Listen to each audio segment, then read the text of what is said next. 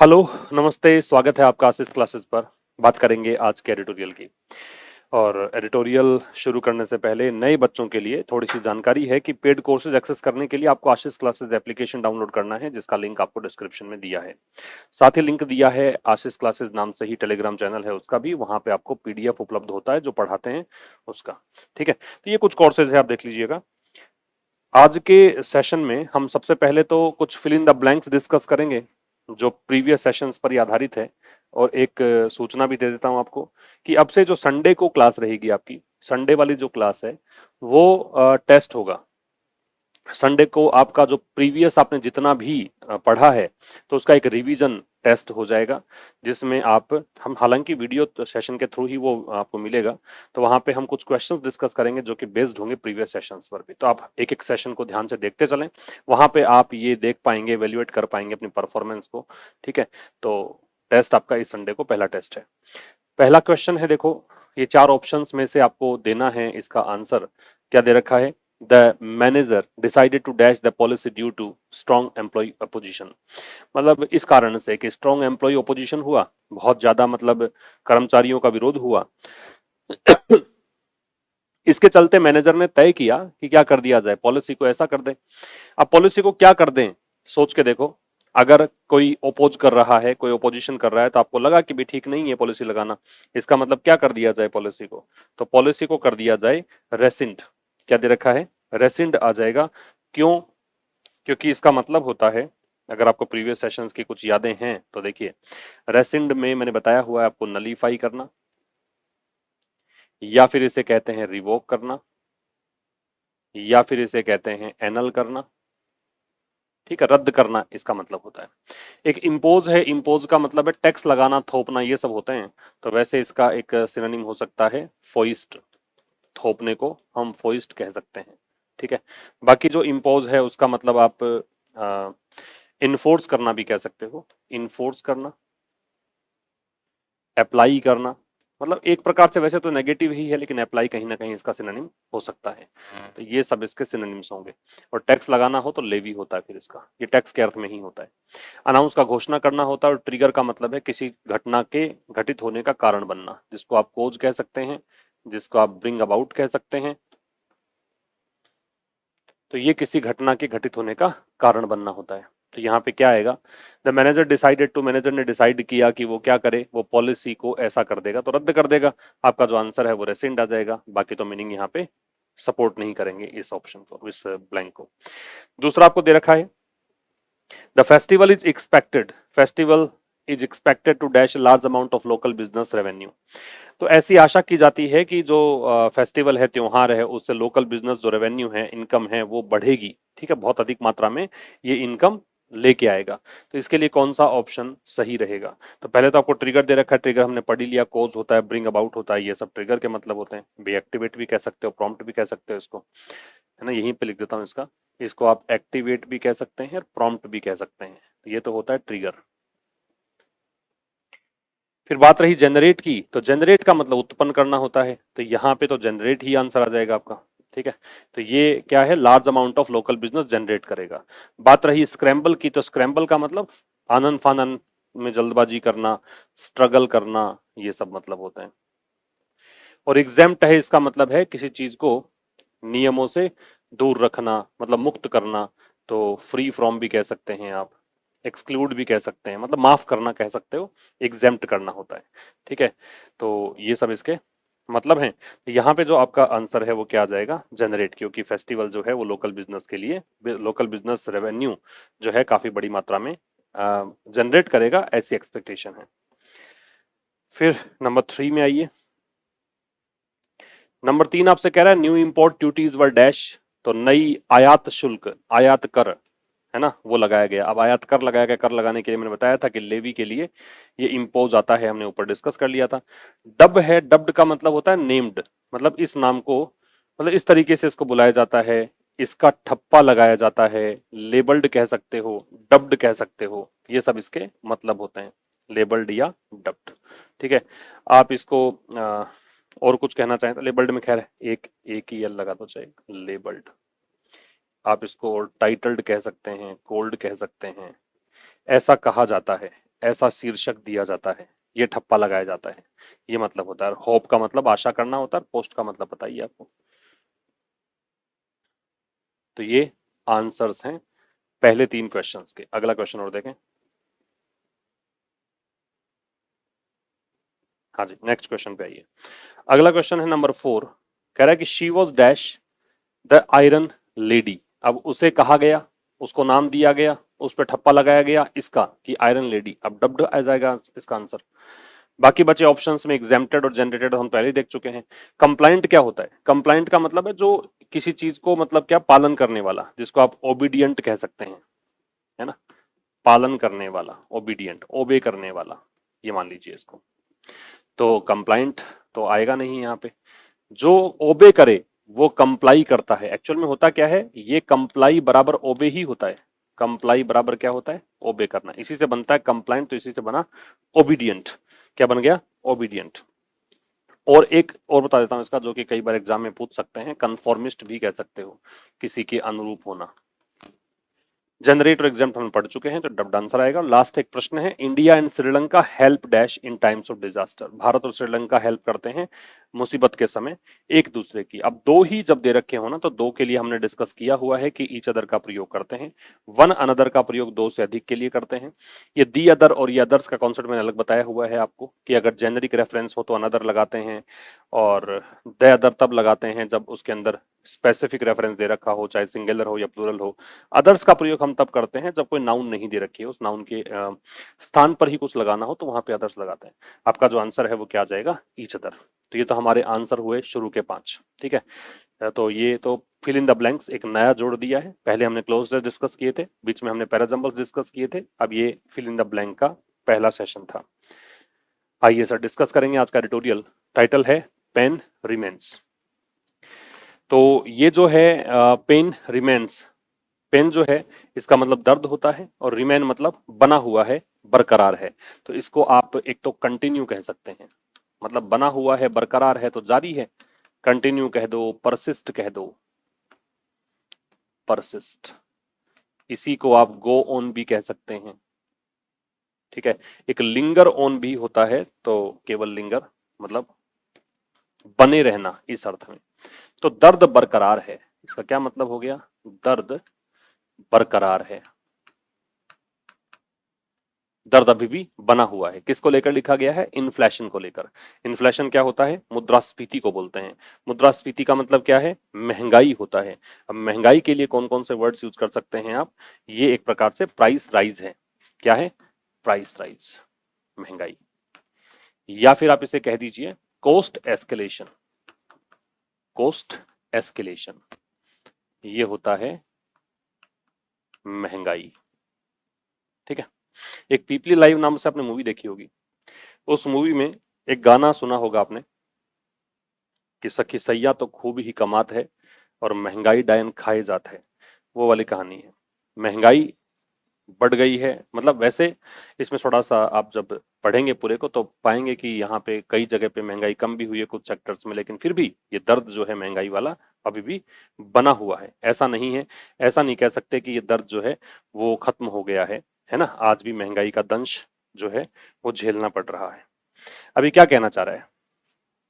ये कहना चाह रहा है द कंटिन्यूड, सॉरी पहले देखिए, ये फॉल इन फूड प्राइसेस, जो गिरावट है किसमें? फूड प्राइसेस में। ये फॉल आपका सब्जेक्ट हो गया। इसमें जो गिरावट है, इज, ये फॉल की वर्ब है इज। इस फॉल को तुम डिक्लाइन भी कह सकते हो। क्या कह सकते हो? डिक्लाइन। तो जो गिरावट है फूड आइटम्स में, फूड प्राइसेस में, is only one part of the inflation story. ये केवल एक हिस्सा है इन्फ्लेशन स्टोरी का, महंगाई वाली कहानी का। तो महंगाई वाली कहानी का एक हिस्सा मात्र है क्या? फूड प्राइसेस में होने वाली गिरावट। तो फूड प्राइसेस जो खाद्य कीमतें हैं उनमें जो गिरावट है वो केवल एक हिस्सा है किसका? इन्फ्लेशन वाली स्टोरी का। मतलब उस स्टोरी का जो कि महंगाई की कहानी है, उस महंगाई की कहानी में केवल एक हिस्सा मात्र है। तो फॉल की वर्ब जो है वो इज है। आगे देखो साहब, the continued fall in inflation. तो कंटिन्यूड का मतलब लगातार होता है, परसिस्टेंट होता है, कंसिस्टेंट होता है, तो इसको आप परसिस्टेंट कह दीजिए या आप इसे कंसिस्टेंट कह दीजिए। ये इकोनॉमी बेस्ड आर्टिकल है तो इसलिए मान के चलिए कि एक डिफरेंट प्रकार की टर्म्स आपको सीखने को मिलते हैं इस प्रकार के आर्टिकल्स में। जो बच्चे पहले से जुड़े हुए हैं चैनल पर उनको पता है कि किस प्रकार की टर्मिनोलॉजीज यूज होती हैं यहाँ पर। तो the continued fall in inflation, तो लगातार जो गिरावट है किस में, महंगाई में, और टू अ 77 मंथ लो, और ये महंगाई गिरती गिरती गिरती गिरती कहाँ आ गई है, ये 77 महीने के 77 मंथ के लो स्तर पर आ गई है ना। और वो स्तर कितना है, वो है 2.1% का। कब की बात है, जून 2025 में। अब आप इन सबको छोड़ के आ जाइए, जो कंटिन्यूड फॉल है ये आपका सब्जेक्ट भी बन रहा है, जिसमें ये नाउन फ्रेज बनता है, जिसमें एक नाउन होता है, नाउन के साथ साथ कुछ और शब्द होते हैं, वो नाउन फ्रेज कहलाता है। यहाँ नाउन फ्रेज इसलिए बन रहा है क्योंकि ये नाउन दे रखा है फॉल। कंटिन्यूड यहाँ पे एडजेक्टिव द डिटरमिनर है, इसकी वर्ब जो है ना वो शुड सर्व है, ये वर्ब हो गई। तो मैं जो लगातार गिरावट आ रही है महंगाई में, वो शुड सर्व, वो एक प्रकार से फंक्शन करनी चाहिए। सर्व एज हम देख चुके हैं पिछले सेशंस में। सर्व एज को क्या देखा था हमने, सर्व एज का मतलब होता है एक्ट एज, या इसे कहते हैं फंक्शन एज। ये इस रूप में काम करता है ना, ये इस रूप में काम करता है, इस तरह से आप ले सकते हो। तो ये कंटिन्यूड जो फॉल है उसको सर्व करना चाहिए, उसको इस रूप में काम करना चाहिए। किस रूप में, a significant source of relief. Significant का मतलब होता है कंसिडरेबल, बहुत बड़े, ठीक है। वैसे तो ये इंपॉर्टेंट भी होता है, सिग्निफिकेंट, इंपॉर्टेंट कह दीजिए, वाइटल कह दीजिए, ये सब भी मतलब होते हैं, लेकिन यहाँ पे इसका जो मतलब है वो क्या ठीक बैठेगा, वो होगा कंसिडरेबल, जो कि एक प्रकार से काफी बड़ा है। आप इसको रिमार्केबल भी कह सकते हैं, रिमार्केबल। तो ये एक बड़ा सोर्स है किसका, रिलीफ का, राहत का। किसके लिए, पॉलिसी मेकर्स के लिए, नीति निर्माताओं के लिए, जो पॉलिसीज बनाते हैं उनके लिए। एक बार फिर समझिए, जो लगातार होने वाली गिरावट है किसमें, महंगाई में, कहां तक पहुंच गई, गिरते गिरते 77 मंथ के लो पर पहुंच गई। कितनी, 2.1% की बात कर रहा है। कब की बात है, जून 2025 की बात है। ये कंटिन्यूड फॉल जो है वो काम करनी चाहिए किस रूप में, एक बड़ी राहत के रूप में, बड़ी राहत के सोर्स के रूप में। किसके लिए, पॉलिसी मेकर्स के लिए। अगर आप कुछ वर्ड कैटेगरी जानना चाहें इसमें, तो डिटरमिनर हो गया, कंटिन्यूड एडजेक्टिव हो गया, ये नाउन हो गया। इन प्रेपोजिशन, ये इसका object noun. To preposition, preposition के बाद ऑब्जेक्ट है वो, ये लो है, ठीक है। ये मंथ लो, ये दोनों ही वैसे कंपाउंड नाउन है। 77 चूंकि नंबर है तो एडजेक्टिव का काम करेगा, ए डिटरमिनर है। ये प्रेपोजिशन हो गया, प्रेपोजिशन के बाद ऑब्जेक्ट लग गया। 2.1%, परसेंटेज जो भी होता है वो सारे नाउन ही होते हैं और अनकाउंटेबल नाउन होते हैं। इन प्रेपोजिशन हो गया, जून 2025 है तो जून 2025 ये इन प्रेपोजिशन का ऑब्जेक्ट हो गया। शुड सर्व में शुड मॉडल है, सर्व है वो मैन वर्ब है, ठीक है। सर्व एज, ये पूरा एक फ्रेज बन रहा है। वैसे एज प्रेपोजिशन का काम कर रहा है यहाँ पे। ए डिटरमिनर है, सिग्निफिकेंट एडजेक्टिव है, सोर्स नाउन है। ऑफ प्रेपोजिशन है, ये इसका ऑब्जेक्ट रिलीफ नाउन है। फॉर प्रेपोजिशन है, ये इसका ऑब्जेक्ट पॉलिसी मेकर्स नाउन है। क्लियर है। द जनरल पब्लिक, जो आम जनता है, जो कॉमन पीपल है, ठीक है, वो हाउएवर मतलब हालांकि, ये कंजंक्टिव एडवर्ब होता है, विरोधाभासी एडवर्ब होता है और कंजंक्शन का काम भी करता है। तो जो आम जनता है हालांकि would not be too thrilled. Policy makers के लिए तो ठीक बात है, लेकिन आम जनता, तुम्हारे और मेरे जैसी जनता जो है वो इतनी ज्यादा उत्साहित नहीं होगी। थ्रिल्ड का मतलब क्या है, हैप्पी। थ्रिल्ड का मतलब है इलेटेड, या आप इसे कहेंगे थ्रिल्ड को एक्साइटेड। तो ये इतने खुश या इतने रोमांचित नहीं होंगे। वुड बता रहा है तो इसका मतलब इसको भी पता नहीं है लेखक को कि होंगे कि नहीं, लेकिन ये संभावना बता रहा है, ये एक इमेजिन कर रहा है इस चीज को कि शायद ही ये इतने खुश हों, ठीक है। और इसके सिनोनिम्स अगर करना चाहो तो एक्सटेटिक एक वर्ड होता है, एक्सटेटिक, ये भी कर सकते हो, ठीक है। और डिलाइटेड कर सकते हो, खुश के लिए। ये सब सिनोनिम हो गए इसके। एक बार फिर समझो, ये सेंटेंस पूरा हो गया है, यहाँ पे फुल स्टॉप आ गया, पूर्ण विराम आ गया, तो आप भी पूर्ण विराम लें। द जनरल पब्लिक, ये सब्जेक्ट हो गया, जिसमें द डिटरमिनर है, पब्लिक नाउन है, जनरल एडजेक्टिव हो गया। वैसे जनरल पब्लिक कंपाउंड नाउन भी हो सकता है, खैर यहाँ तो एडजेक्टिव ही है। तो ये तो हो गया आपका सब्जेक्ट। इसकी वर्ब है वो ये है, ये हेल्पिंग वर्ब हो गई, ये मैन वर्ब हो गई। नॉट है वो एडवर्ब है, टू है वो भी एडवर्ब होता है, और थ्रिल्ड है वो एडजेक्टिव है, तो एडजेक्टिव का मॉडिफायर है ये टू। हाउएवर है वो कंजंक्टिव एडवर्ब है, मतलब कंजंक्शन एडवर्ब दोनों का काम करता है ये, ठीक है। वुड इसलिए लगाते हैं कि इमेजिन कर रहा है, तो लेखक को लग रहा है कि शायद ही फिर मतलब ठीक है, पॉलिसी मेकर्स की तो राहत की बात है, लेकिन जो आम जनता है वो फिर भी इतनी खुश नहीं होगी। There is some good news. News के बारे में जानकारी दे दूं आपको कि न्यूज जो है वो अनकाउंटेबल नाउन होता है। अनकाउंटेबल नाउन से सीधा सा मतलब ये हो गया कि ये न्यूज जो है उसके पहले आप ए और एन कभी दर्शन नहीं कर पाएंगे इस जीवन में। और न्यूज जो है इसके साथ में वर्ब जो है हमेशा सिंगुलर आती है क्योंकि ये अनकाउंटेबल है। तो ये कुछ चीजें आपको ध्यान रखनी है। क्या बताया मैंने? न्यूज। न्यूज कैसा नाउन है? सबसे पहली बात अनकाउंटेबल है। दूसरी बात, ये नाउन कैसा है? अनकाउंटेबल। दूसरी बात, न्यूज से पहले कभी भी ए और एन लगा पाओगे क्या? नहीं लगा पाओगे। तीसरी बात, न्यूज के साथ कभी प्लूरल वर्ब देख पाओगे क्या इस जीवन में? नहीं देख पाओगे। ठीक है ना? सिंगुलर वर्ब लगेगी हमेशा, इससे पहले ए और एन कभी नहीं लगेगा। ठीक है? और वैसे इसमें एस और यस जुड़ेगा है नहीं। तो there is some good news. There का चमत्कार तुमने देखा है कि देयर जब जब शुरू होता है, शुरू करता है किसी सेंटेंस को, तो हमेशा ही अपने बाद में एक वर्ब लेता है और वर्ब जो है वो देयर को देख कर नहीं आती, उसके बाद दी गई एक सब्जेक्ट के अकॉर्डिंग आती है। तो देयर तो यहाँ पे एडवर्ब है। देयर तो खैर कहीं भी लगे तो तुम्हें एडवर्ब ही नाम दे देना है इसको। इज है वो वर्ब हो गई। ये सम गुड न्यूज है, ये इसका सब्जेक्ट है। और चूंकि न्यूज जो है वो अनकाउंटेबल होता है इसलिए देखो इज ही लगाया है, आर नहीं लगाया है। जिसमें सम डिटरमिनर है, गुड है वो एडजेक्टिव है। सम का प्रयोग काउंटेबल अनकाउंटेबल दोनों में करते हैं। आप ऐसे मत समझना कि सम जो है कुछ है तो काउंटेबल में ही आता है, अनकाउंटेबल में भी आता है। तो कुछ अच्छी न्यूज भी है फॉर देम, उनके लिए। ये देम किसके लिए आ गया? ये आ गया पब्लिक के लिए, आम लोगों के लिए। ठीक है? तो उनके लिए अच्छी बात भी है। But also significant dose of pain. लेकिन ये एक बहुत बड़ा बट ऑल्सो, बल्कि मतलब इतना ही नहीं कि अच्छी न्यूज है, न्यूज तो है ही, लेकिन साथ ही में यहाँ पे सिग्निफिकेंट डोज ऑफ पेन भी है। डोज क्या होता है? डोज आप लेते हो कोई दवा की तो उसको अमाउंट बोलते हैं, पोर्शन बोलते हैं, है ना? मात्रा मान सकते हो, अमाउंट या पोर्शन आप कह सकते हो, या शेयर कह सकते हो। और सिग्निफिकेंट हमने क्या पढ़ा अभी? सिग्निफिकेंट का जो रिमार्केबल है या नोटेबल है, नोटेबल भी कह सकते हो। यहाँ मैं लिख देता हूँ, ये सिग्निफिकेंट के सिनोनिम मैंने यहाँ लिखे हुए हैं। तो नोटेबल कह सकते हो, कंसिडरेबल कह सकते हो, रिमार्केबल कह सकते हो, जो कि एडजेक्टिव है। ये नाउन है, ये प्रिपोजिशन है, ये फिर नाउन है। तो कुछ अच्छी न्यूज भी है उनके लिए, लेकिन बड़ी मात्रा में दर्द भी है। ठीक है? तो ये तो आप स्क्रीनशॉट लेना चाहें तो स्क्रीनशॉट ले लीजिए, और इतना समय है जीवन में कि पॉज करके नोट कर लें तो नोट कर लो। आइए नेक्स्ट पर। Food inflation for example.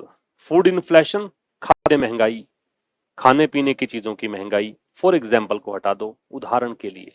ये एक्चुअल में क्या होता है, अखबार वाले ये थोड़ा सा मुश्किल बनाते हैं स्टेटमेंट को।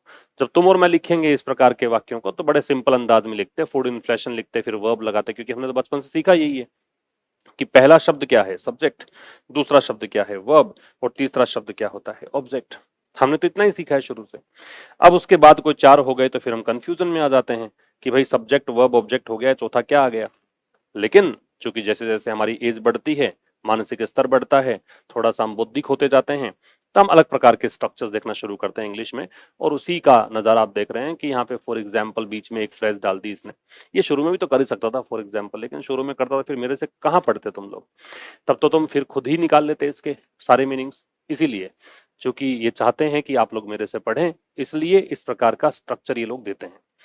तो फूड इन्फ्लेशन, जो खाद्य महंगाई है, इस खाद्य महंगाई ने देखा। इसकी आंखें तो है नहीं, ये आंखें तो है नहीं कि आप आंखें खोल के देख रहा है।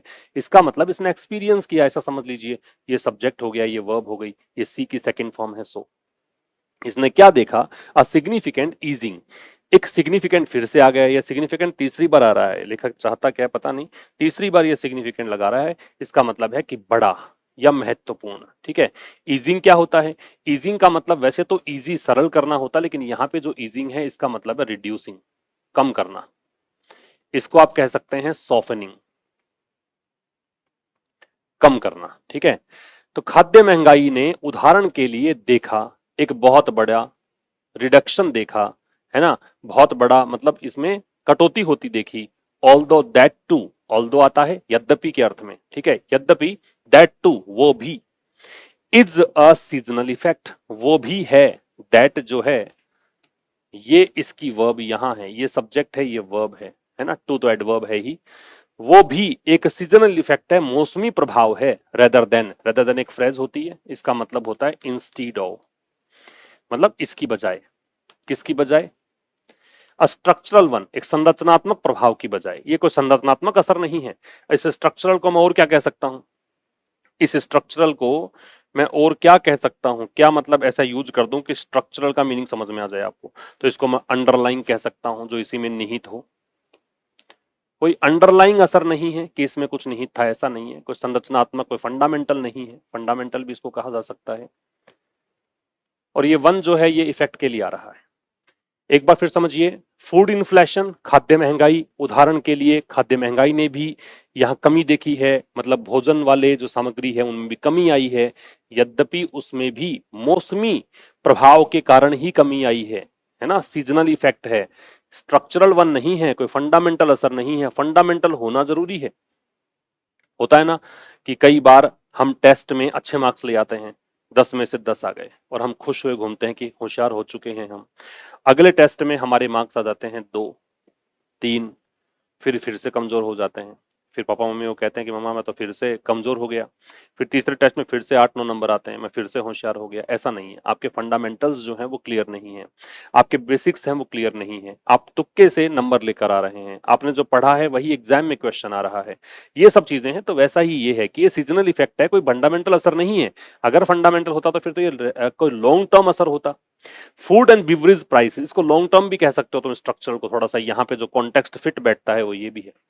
फूड एंड बेवरेज, क्या बोलते हैं इसको, बेवरेज। फूड का मतलब होता है खाने वाले, खाद्य, और ये होता है पीने वाले पदार्थ, पेय पदार्थ। तो फूड एंड बेवरेज प्राइसेस, तो ये दोनों प्राइसेस, खाने पीने की जो प्राइसेस हैं, ये सब्जेक्ट हो गया। ये कॉन्ट्रैक्ट हुए, कॉन्ट्रैक्ट का मतलब होता है रिड्यूस हुए, कॉन्ट्रैक्ट का मतलब होता है लेसन हुए, ठीक है। इसका मतलब है डिमिनिश हुए, इसका मतलब है श्रिंक हुए, मतलब कम हुए, ठीक है, सिकुड़ गए। तो फूड और बेवरेज प्राइसेस जो हैं वो कॉन्ट्रैक्ट हुए, कितने, 0.2%। कब की बात है, जून 2025, ये एडवर्ब बन रहा है पूरा, ठीक है। ऑन अ हाई बेस, अब ये किस आधार पर हुए, और 8.4% इन जून लास्ट ईयर। पिछले साल देखोगे ना, जून में 2024 में झांकोगे तो आपको लगेगा कि भाई 8.4% था उस समय, उसके आधार पर आप ये गणना कर रहे हो, तो 0.2% कम हुआ। तो वैसे कम होने में कम थोड़ी ना हुआ है, बात समझो, कम होने में कम थोड़ी हुआ है। जैसे मान लो 2024 में तुमने कोई परीक्षा दी जून में, और तुम्हारे मार्क्स आ गए 10 में से, बस मैं एग्जाम्पल दे रहा हूं, दिल से नहीं लगानी बात, 0.5 आ गया, ठीक है, 10 में से 0.5 मार्क्स आ गए। और यही परीक्षा तुम फिर से 2025 में दे रहे हो, तो तुम्हारे मार्क्स आ रहे हैं 1 10 में से। तो वैसे तो बेटा मार्क्स कहाँ ज्यादा हैं, 10 में से 1 लाओ, आधा लाओ, कहाँ फर्क पड़ रहा है। लेकिन आप कहोगे कि साहब मैं तो डबल पे पहुंच गया, मैंने तो डबल प्रोग्रेस कर ली, क्योंकि 0.5 का डबल तो है ही, क्योंकि आपने इसके आधार पर ये कहा है। यही बात यहाँ पे है कि जून लास्ट ईयर में 8.4% तो थी ही, उसकी तुलना में 0.2% कम हुआ है। तो कहाँ कम होने में कम हुआ है, बस आंकड़ों में कम हुआ है। तो फूड एंड बेवरेज प्राइसेस जो हैं कॉन्ट्रैक्ट हुए, इतने परसेंट हुए, इस महीने में हुए, हाई बेस के आधार पर हुए जून लास्ट ईयर की तुलना में, ठीक है। की आइटम्स, की का मतलब होता है जो महत्वपूर्ण है, सिग्निफिकेंट है। तो जो महत्वपूर्ण वस्तुएं हैं, जैसे कि सच एज का प्रयोग हम करते हैं उदाहरण देने के लिए, जैसे कि वेजिटेबल्स, वेजी नहीं बोलते, वेजिटेबल्स, पल्सेज मतलब दालें, स्पाइसेस मतलब मसाले, मीट मतलब मांस, सो की आइटम सब्जेक्ट है। ये सारे इसने उदाहरण डाल दिए यहाँ पे। तो महत्वपूर्ण वस्तुएं जैसे कि ये सब्जियां, दालें, मसाले और मीट, 100 ये वर्ब हो गई। इसने देखा प्राइसेस फॉलिंग, क्या देखा, प्राइसेस को गिरते हुए देखा, है ना। इसने क्या देखा, प्राइसेस को गिरते हुए। कब की बात है, जून में। Compare to their levels last year, किसकी तुलना में, पिछले साल के जो लेवल्स हैं उसकी तुलना में। यहां मैं एक बात क्रॉस कर रहा हूं कि इस न्यूज़पेपर में ये वाली बात है वो गलत दे रखी है, यहाँ पे कंपेयर्ड विद आना चाहिए ग्रामर के हिसाब से।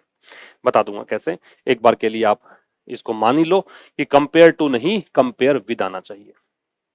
रिपीट कर रहा हूं, की आइटम्स महत्वपूर्ण वस्तुएं जिसमें आइटम्स नाउन है, की एडजेक्टिव है, जैसे कि ये चीजें। फिर की आइटम्स पे आ जाओ, इसकी वर्ब है सो, इसने देखा कीमतों को गिरते हुए, प्राइसेस को देखा गिरते हुए। कब, जून में। तो इन जून मतलब ये तो टाइम बता रहा है, ये तो एडवर्ब हो गया, ठीक है। किसकी तुलना में, तुलना में देयर लेवल्स मतलब प्राइसेस के लिए देयर आ रहा है, प्राइसेस का जो स्तर था लास्ट ईयर पिछले वर्ष उनकी तुलना में। अब ये क्या फंडा है कंपेयर टू और कंपेयर विद वाला, ये बता दूं मैं आपको। याद रखना, चूंकि अब जो टेस्ट पेपर्स मतलब जो संडे को हम टेस्ट डिस्कस करेंगे उनमें ये जो कॉन्सेप्ट मैं बता रहा हूं ये सब हम डिस्कस करेंगे एग्जाम्पल सहित, तो थोड़ा सा आप ध्यान रखेंगे। कंपेयर टू और कंपेयर विद, एक्चुअल में होता क्या है, कंपेयर टू जो है ना वो बताता है, मैं वैसे आपको बता दूं आपको याद रह जाए, ऐसी लैंग्वेज बता दूं जो आपको याद रह जाए। तो कंपेयर टू जो है वो लगता है डिफरेंट ऑब्जेक्ट्स के लिए, डिफरेंट ऑब्जेक्ट्स, कि आप एक तरफ तो तुलना कर रहे हो व्यक्ति की, दूसरी तरफ तुलना कर रहे हो वस्तु की। तो जब अलग अलग ऑब्जेक्ट्स होंगे तो कंपेयर टू आता है। जब ऑब्जेक्ट्स सेम होंगे, सेम ऑब्जेक्ट्स हैं, सिमिलर ऑब्जेक्ट्स हैं, तो फिर कंपेयर विद लगेगा। तुलना दो बराबर, इंसान की तुलना इंसान से विद लगा दो, इंसान की तुलना शैतान से मतलब जानवरों से, तो फिर टू लगा दो। डिफरेंट ऑब्जेक्ट्स है तो टू लगा दो, और सेम ऑब्जेक्ट्स है तो विद लगा दो। ये तुम जब गूगल करोगे या तुम कहीं पर इसको देखोगे कैसे ऐसे होता है, तो उसमें ऐसी लैंग्वेज लिखी हुई आती है कि कंपेयर टू जो है वो सिमिलैरिटी बताता है। अब सिमिलैरिटी बता रहा है, समानता तो दो अलग अलग वस्तुओं में क्या समानता है वो बताता है। ये बताता है अंतर, तो समान वस्तुएं जो होती हैं उनमें अंतर क्या है, समान वस्तुओं में सिमिलरिटी तो है ही, इसी कारण समानता है, उसमें अंतर क्या है वो बताता है। तो कैसे ही समझ लो, कान इधर से पकड़ो या उधर से बात ही की है। तो यहाँ पे किसकी कंपैरिजन था, कंपैरिजन दोनों ही तरफ प्राइसेस का था। इस साल जून के प्राइसेस, पिछले साल जून के प्राइसेस, तो जब सेम चीजों को तुम कंपेयर कर रहे हो तो क्यों लगाना है टू, फिर तो विद लगाना है। ठीक है, ये ध्यान रखिएगा। आगे देखिए, but food is not all that people spend their money on, लेकिन कंजंक्शन हो गया, लेकिन फूड जो है ये सब्जेक्ट हो गया, ये इसकी वर्ब हो गई। नॉट ऑल, तो केवल भोजन ही सब कुछ नहीं है। People spend their money on, जिस पर लोग, पीपल सब्जेक्ट हो गया, स्पेंड वर्ब हो गई, देयर मनी ऑब्जेक्ट हो गया, है ना। ऑन जो आ रहा है वो इस भोजन के लिए आ रहा है। ठीक है, इसको साधारण भाषा में लिखते क्या लिखते, people do not spend their money only on food. ये सिंपल भाषा हो जाती कि पीपल जो हैं, लोग जो हैं, वो अपना पैसा खर्च नहीं करते हैं केवल और केवल भोजन पर नहीं करते, और भी चीजें हैं जीवन जीने के लिए उन पर भी खर्च करते हैं, कपड़े भी खरीदते हैं, व्हीकल्स भी खरीदते हैं, है ना, ऐशो आराम की वस्तुएं भी खरीदते हैं, है ना। तो ये सब चीजें, तो ये सब्जेक्ट वर्ब ऑब्जेक्ट आपने समझ ही लिया। द डेटा रिवील, डेटा एक वचन बहुवचन दोनों होता है, बताया हुआ है। वैसे डेटम होता था पहले के जमाने में, लेकिन आज के जमाने में, आधुनिक जमाने में डेटा दोनों काम करता है, तो डेटा सब्जेक्ट हो गया, रिवील ये वर्ब हो गई। रिवील क्या होता है, रिवील का मतलब डिस्क्लोज होता है, दर्शाना। रिवील का मतलब शो करना होता है, दिखाना। रिवील का मतलब डाइवल्ज होता है, दिखाना। रिवील का मतलब एग्जिबिट होता है, दिखाना। ये सब दिखाने का काम करता है, प्रदर्शन करने का काम करता है। तो आंकड़े दिखाते हैं कि कंजंक्शन आ गया। आंकड़े क्या दिखाते हैं, आंकड़े दिखाते हैं कि there were several items. There यहाँ पे सब्जेक्ट, यहाँ पे शुरू हुआ है, तो फिर देखो वर्ब पहले आ गई, ये सब्जेक्ट आ गया कि ऐसे अनेक आइटम्स थे। सेवरल के बाद नाउन प्लूरल आएगा, सेवरल डिटरमिनर होता है। तो आंकड़े दिखाते हैं कि ऐसे अनेक वस्तुएं थी और सर्विसेज थी, ठीक है, सेवाएं थी, सर्विसेज थी ऑफ कॉमन कंजम्पशन, किसकी, सामान्य उपभोग की। भी हम सेवाएं भी कंज्यूम करते हैं, हम आइटम्स भी कंज्यूम करते हैं, है ना। तो कह रहा है आंकड़े दिखाते हैं की लगाते ही एक नया क्लोज हो गया, देयर यहाँ पे एडवर्ब है कि ऐसे अनेक वस्तुएं थी और सर्विसेज थी कॉमन कंजम्पशन की। दैट सॉ इन्फ्लेशन क्विकनिंग इन जून, जिसने देखा, जिसने, दैट यहाँ कंजंक्शन नहीं है, रिलेटिव प्रोनाउन है, क्योंकि ये कंजम्पशन की बात कर रहा है। वो कंजम्पशन जिसने देखा, ये वर्ब हो गई। क्या देखा, इन्फ्लेशन को, ठीक है, ये ऑब्जेक्ट हो गया सी का। क्या करते हुए देखा, क्विकन करते हुए। क्विकन का मतलब क्या है, राइज करते हुए। तो आईएनजी लग रखा है, तुम भी आईएनजी लगा दो, क्यों पीछे रहो।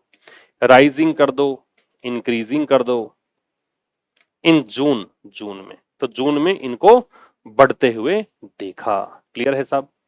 अच्छा, ये सी के बाद में देखो यहाँ आईएनजी लगा रहा है, सी के बाद में यहाँ आईएनजी लगा रहा है। देखो ये रहा फॉलिंग, है ना, सी के बाद फॉलिंग, सी के बाद सी सेकंड फॉर्म है, क्विकनिंग, है ना। तो ये निष्कर्ष निकाल लें क्या कि सी के बाद जब भी कोई वर्ब आएगी आईएनजी आएगी नहीं, सी के बाद में बेस फॉर्म भी आ सकती है। ठीक है, बताऊंगा मैं आपको। सी के बाद में बेस फॉर्म भी आ सकती है। The education and stationery segment, ये जो एक क्षेत्र है, ठीक है, ये सब्जेक्ट है। अब इसकी बात कर रहे हैं, एजुकेशन और स्टेशनरी वाला। एजुकेशन क्या होता है? शिक्षा। स्टेशनरी क्या होता है? लेखन सामग्री को बोलते हैं। किसको बोलते हैं? लेखन सामग्री। लेखन सामग्री का मतलब क्या होता है? जो हम पेन, पेंसिल, शार्पनर, इरेजर, है ना, नोटबुक, बुक, ये सब किस में आते हैं? स्टेशनरी में। एक बात ध्यान रखिएगा, कंफ्यूजिंग वर्ड्स में आता है कई बार, एक स्टेशनरी ये होता है ना, एक स्टेशनरी ये होता है। तो ये जो स्टेशनरी है, ये वाला, इसका मतलब होता है नॉट मूविंग, जो मूव ना करे वो स्टेशनरी। और ये स्टेशनरी है, ये होता है राइटिंग मटेरियल, लेखन सामग्री। ठीक है, ये फर्क है दोनों में। ई वाला लेखन सामग्री, ए वाला नॉट मूविंग, जो मूविंग नहीं है, डायनामिक नहीं है। तो एजुकेशन और स्टेशनरी जो सेगमेंट है, इस सेगमेंट का मतलब है क्षेत्र। ठीक है, सेगमेंट का मतलब क्या है? क्षेत्र है, सेक्शन, कैटेगरी, ये कैसा कह सकते हो।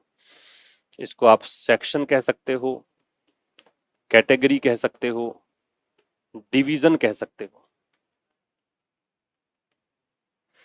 तो एजुकेशन स्टेशनरी सेगमेंट जो है, जो शिक्षा और लेखन सामग्री वाला क्षेत्र है, इसने देखा, इसने भी देखा, किसने देखा? Inflation quicken. अब देखो, लेखक भूल गया, लेखक यहां भूल गया कि भाई सी के पहले तुमने पिछली स्लाइड में आईएनजी लगाया हुआ था, यहां आईएनजी लगा दिया, यहां आईएनजी लगा दिया। अब ऐसा क्या हुआ कि तुमने बेस फॉर्म लगा दी? फर्क है ना, आईएनजी ही लगेगा ऐसा नहीं है, बेस फॉर्म भी लग सकती है। तो सी एक ऐसी वर्ब हो गई जिसके साथ में तुम दो तरह का बिहेवियर देख पाओगे। सी के साथ में तुम आईएनजी भी लगा सकते हो और सी के साथ में तुम बेस फॉर्म भी लगा सकते हो, याद रखना। क्लियर है भाई? क्विकन फिर से राइज और इंक्रीज होता है। तो एजुकेशनल स्टेशनरी सेगमेंट ने देखा कि इन्फ्लेशन जो है बढ़ गई है, और कहां तक बढ़ गई है? 4.4% तक। कब की बात है? जून की बात है। द हाईएस्ट इन 15 मंथ्स, और ये सर्वाधिक है 15 महीनों में। ये तो खास बात नहीं है, आगे देखिए। दिस वॉज, ये सब्जेक्ट हो गया, वॉज ड्रिवन वर्ब हो गई, was helping verb, driven third form है। ड्रिवन बाई जो होता है, इसका मतलब क्या है? इसका मतलब है ट्रिगर्ड बाई। इस ड्रिवन बाई का मतलब क्या कर दूं मैं? इसका मतलब है ट्रिगर्ड बाई, या लेड बाई, या कोज्ड बाई, या प्रॉम्प्टेड बाई। मतलब किसके द्वारा ये चालित है, किसके कारण से ऐसा हो रहा है। तो ट्रिगर्ड बाई कर दो, कोज्ड बाई कर दो, ट्रिगर्ड बाई कर दो, कोज्ड बाई कर दो, और इसे प्रॉम्प्टेड बाई कर दो, ये सब कर दो। तो ये सब कुछ किसके कारण हुआ? जंप। जंप मतलब कूदना होता, लेकिन ये जंप जो है उछाल है, राइज है, अचानक से ग्रोथ है। तो ये जो हुआ वो एक उछाल के कारण हुआ। उछाल किस में आया? कीमतों में। कीमतें किसकी? School, college and private tuition की कीमतों में। ट्यूशन समझते ही हो, ट्यूशन की स्पेलिंग इंपॉर्टेंट है। एक स्पेलिंग मिस्टेक का वीडियो बताया हुआ है, उसमें मैंने बताया हुआ है कि ट्यूशन में तुम्हें ये आई ध्यान रखना है, यही तुम्हें प्रॉब्लमेटिक लगेगा, TUI TIUN। तो ये जो था, ये किस कारण से हुआ? ऊपर वाली बात कर रहा है, ये ड्रीवन था, ये इसका कारण था एक उछाल। उछाल किसमें? कीमतों में। कीमतें किसकी? इनकी ट्यूशंस की कीमत। Inflation in the health care category. अब आ जाओ स्वास्थ्य वाली कैटेगरी में। महंगाई किसमें? इस सेक्टर में, इस कैटेगरी में। टू भी, इसमें भी। ये सब्जेक्ट हो गया, ये वर्ब आ गई। Was at a 15 month high in June. जून में 15 महीने के उच्च स्तर पे पहुंच गई। महंगाई जो है हेल्थ केयर कैटेगरी में, वो भी पहुंच गई कहां पर? 15 महीने के हाई स्तर पर। कंपाउंडिंग दिस, और इससे भी ज्यादा, इससे भी बदतर कंपाउंड क्या होता है? कंपाउंड लिख रहा हूं, आप आईएनजी लगाते रहना, वर्सन होता है। इसी को तुम अग्रवेट कहते हो, इसी को तुम एग्जस्टरबेट कहते हो, इसी को तुम एड टू कहते हो। मतलब इसी में जोड़ दो, और इसी में जोड़ दें हम बातों को, तो कंपाउंडिंग दिस, इसी को और बदतर बनाते हुए, सब हेल्थ को भी नहीं छोड़ा, शिक्षा भी नहीं छोड़ा, सब में महंगाई महंगाई महंगाई। दिस पर द पर्सनल केयर सेगमेंट, जो व्यक्तिगत देखभाल वाला क्षेत्र है, इससे भी ज्यादा ये जो क्षेत्र है, इसने देखा। क्या देखा? इन्फ्लेशन को जंप करते हुए। फिर से लेखक भूल गया कि पीछे क्विकन लगा के आए हूं, बेस फॉर्म लगा के आए हूं, फिर से आईएनजी में आ गया। तो यहां पे देखिए, इसने कहा द पर्सनल केयर सेगमेंट है, उसने देखा महंगाई को जंप लगाते हुए। कहां पर जंप लगाया है? ब्लिस्टरिंग 14.8% इन जून।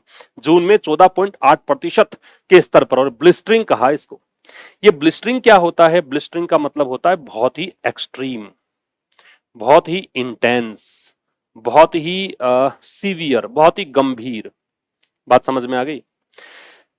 तो साहब कह रहा है कि इससे भी ज्यादा बदतर स्थिति है कि पर्सनल केयर सेगमेंट, जहां पे निजी देखभाल वाला जो सेगमेंट है, उसने भी महंगाई को जंप लगाते हुए देखा, और ये बहुत ही एक्सट्रीम स्तर पे पहुंच गई 14.8% के स्तर पर जून में। The eight month of double digit inflation, ये 8वां महीना है जून, ये 8वां महीना है जून जिसने डबल डिजिट इन्फ्लेशन देखी है। दहाई के आंकड़ों में 10% से ज्यादा देखा है क्या? महंगाई इन द लास्ट 9 मंथ्स। ठीक है, पिछले 9 महीनों में से 8वां महीना है ये, एक ही महीना बच गया था बस। समझ में आ गई बात? तो 8th मंथ है वो सब्जेक्ट है। ठीक है, ये 8th मंथ है, सब्जेक्ट क्या है ये तो बता ही रहा है, तो खाली एक वो क्या बोलते हैं इसको, अपोजिशन बोलते हैं। ये अपोजिशन केस है कि इसके नजदीक बता कॉमा लगा के समझा रहा है। ये 8वां महीना लगातार जून वाला, तो 8th जो है वो ऑर्डिनल नंबर है, इसलिए दय लग रहा है। जो भी ऑर्डिनल नंबर होते हैं, फर्स्ट सेकंड थर्ड फोर्थ, जिसमें एसटी लगता है, एनडी लगता है, आरडी लगता है, टीएच लगता है, वो सब में दय लगता है। प्रोडक्ट सच एज सोप, अब देखो ये भी नहीं छोड़े।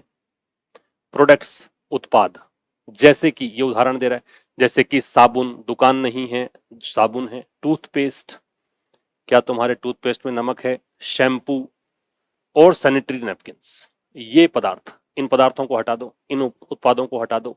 सब्जेक्ट है प्रोडक्ट्स, उत्पाद ये वाले, साबुन, टूथपेस्ट, शैम्पू, सैनिटरी नैपकिन्स। ठीक है। आइटम्स ऑफ डेली और रेगुलर यूज, ये ऐसे वस्तुएं हैं जो डेली यूज करते हो, डेली ब्रश करते हैं, डेली शैम्पू, शैम्पू तो डेली नहीं लगाते, साबुन तो खैर डेली लगा लेते हैं। और रेगुलर यूज, या इसीलिए इसने कह दिया शैम्पू को देखकर ही सब डेली तो नहीं, रेगुलर यूज ले लेते हैं, नियमित रूप से इस्तेमाल कर लेते हैं। And by no stretch luxuries, और ये निश्चित रूप से मैं ये तो कह ही सकता हूं, ये इसका मतलब है नॉट एट ऑल, बिल्कुल भी नहीं, बाई नो मीन्स किसी भी तरीके से नहीं, लग्जरीज में तो नहीं आती ये विलासितापूर्ण वस्तुओं में तो नहीं आती। बाई नो स्ट्रेच का मतलब ये, बाई नो स्ट्रेच का मतलब क्या है कि नॉट एट ऑल, बिल्कुल भी नहीं, या बाई नो मीन्स ये लग्जरीज नहीं है। हैव बिकम, ये प्रोडक्ट्स, बीच में इसने समझाया, इन की बात कर रहा हूं, फिर समझाया ये ऐसे प्रोडक्ट्स हैं जो डेली या रेगुलर यूज के हैं, इसको रेगुलर बोलते हैं, रेगुलर नहीं बोलते, और किसी भी तरह से लग्जरीज में तो नहीं है। हैव बिकम, इन प्रोडक्ट्स की वर्ब देखो यहां है, ये बन चुकी है मोर एक्सपेंसिव, बहुत ज्यादा महंगी, अधिक महंगी बन चुकी है। सो इसलिए ये यहां पे सार निकाल रहा है, कंक्लूड कर रहा है, इसलिए ओवरऑल मतलब इन जनरल, कुल मिलाकर, इसलिए कुल मिलाकर फूड इज चीपर, भोजन जो है ये सब्जेक्ट, ये वर्ब, ये तो सस्ता है। बट नियरली एवरीथिंग एल्स, लेकिन ऑलमोस्ट, नियरली मतलब ऑलमोस्ट, लगभग बाकी सब चीजें, एल्स एडवर्ब होता है, ध्यान रखना, बाकी कुछ भी, एल्स मतलब अदर थिंग्स। ठीक है, तो कुल मिलाकर भोजन तो है सस्ता, और बाकी लगभग सब चीजें जो हैं मोर एक्सपेंसिव, वो कहीं ज्यादा महंगी हैं। एक्सपेंसिव का मतलब क्या होता है? एक्सपेंसिव का मतलब है जो हाई प्राइज्ड है। एक्सपेंसिव क्या होता है? जो हाई प्राइज्ड है। ठीक है, जो कॉस्टली है, जो डियर है। डियर मतलब केवल प्रिय नहीं होता, महंगा भी होता है। तुम लिखो डियर और नाम लिखो किसी का, वो तो है प्रिय, वैसे डियर का मतलब महंगाई भी होता है। तो डियर कह सकते हो, कॉस्टली कह सकते हो, हाई प्राइज्ड कह सकते हो, ये सब इसके मतलब होते हैं। ठीक है सब। तो ये था आज के इस एडिटोरियल में, उम्मीद है हर बात समझ में आ गई होगी। मुलाकात होगी अब कल एक नए सेशन के साथ, और संडे को हम एक टेस्ट लेंगे, टेस्ट डिस्कस करेंगे। पढ़ के आना, अच्छे से पढ़िए, एक एक बात को पढ़िए, कुछ भी भूले नहीं, तब तक ये पढ़ें, तब तक चीजों को देखें जब तक कि वो परमानेंट मेमोरी में ना चला जाए। See you tomorrow at 5, till then नमस्कार, थैंक्स अ लॉट।